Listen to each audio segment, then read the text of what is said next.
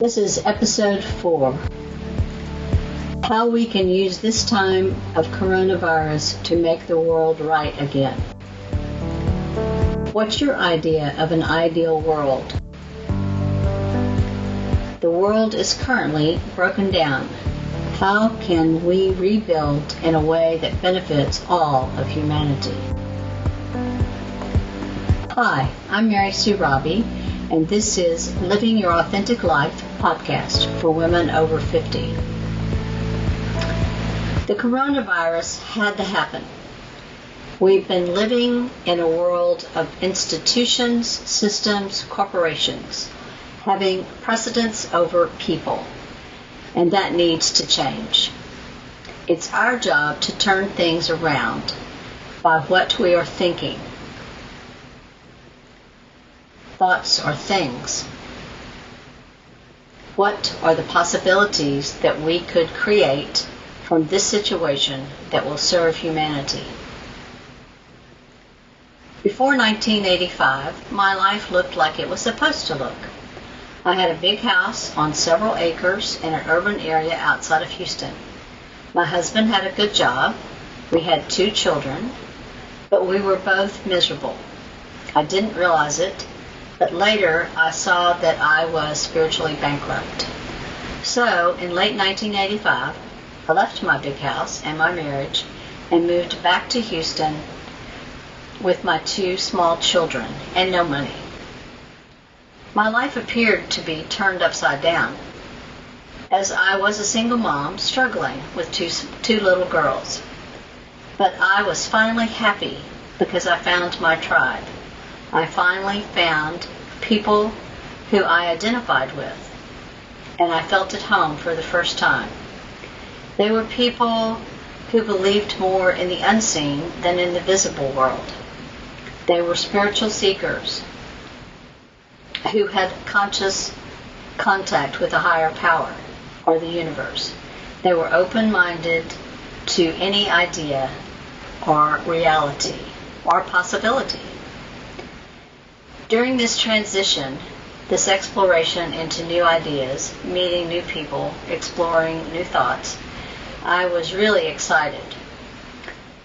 It was very thought-provoking and exciting, and I just felt at home. I started attending classes with a lady named Pat, who studied to be a unity minister.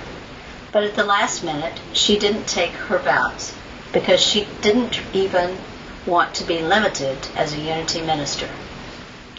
Pat was a great teacher and introduced me to many, many new ideas that I really loved.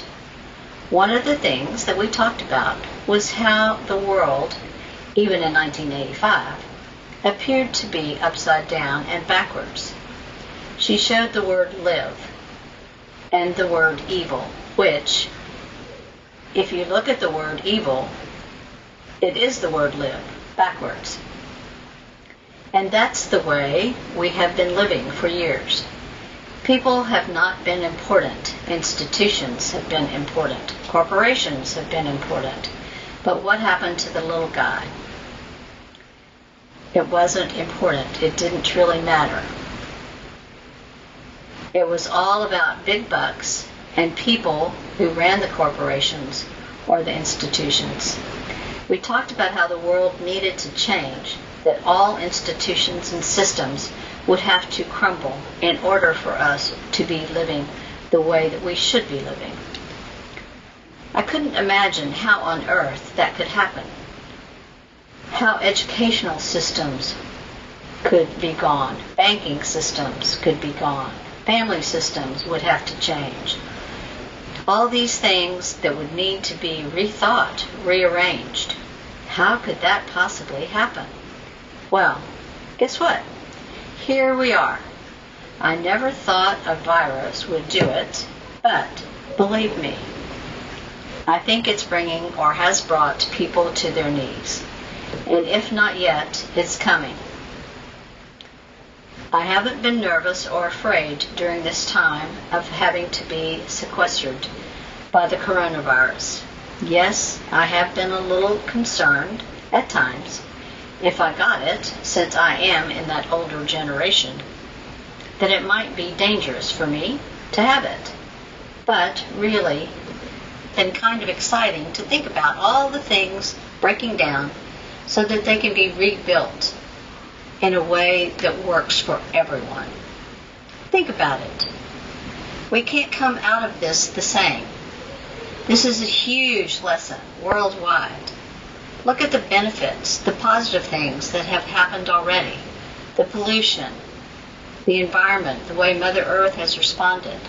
Now I realize that there are many people who are probably very anxious and afraid and sad, not knowing where their next meal might be coming from, not being able to pay their rent, not having any money, not having a job, not having any health insurance. But this is exposing all the holes and all these systems that we've had in place. It's really interesting to see the contrast in behavior. Times of great change and challenge tend to bring out the best and the worst in people. My heart truly goes out to those who are suffering through this and to those who've been lost their lives. But I try and imagine what we can build, what we can create as a result of all of these tragedies. I will say there has been an outpouring of love. It does feel like hearts have opened. People are truly caring for their fellow man and not paying attention to gender, race, religion, party. It simply, truly makes me cry, or a tear come to my eye every day when I see the good that's happening, and the many, and may it continue. What can you imagine our world to be like? Maybe this could lead to a world where we continue to care for each other in this way, where the vulnerable members of society are looked after, where we recognize and appreciate the people who truly make a difference, like the trash man, the teachers, the bus boys, the caregivers, the nurses, that we see people who have been invisible before, people who could have health care, homes, access to alternative methods of staying healthy and preventing health issues, and where we are more open to the unknown, to exploring the possibilities. It's like in Corinthians 4:18, while we look not at the things which are seen, but at the things which are not seen. For the things which are seen are temporal, but the things which are not seen are eternal. So what's your vision? Add your ideas to the comments here. I hope that some of the things that I have said today might be helpful to you right now. You'll see information about how to contact me in the show notes.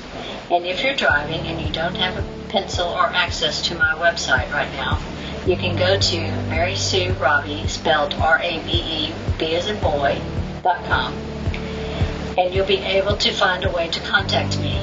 You can email me at mary@marysuerabe.com and check out my website.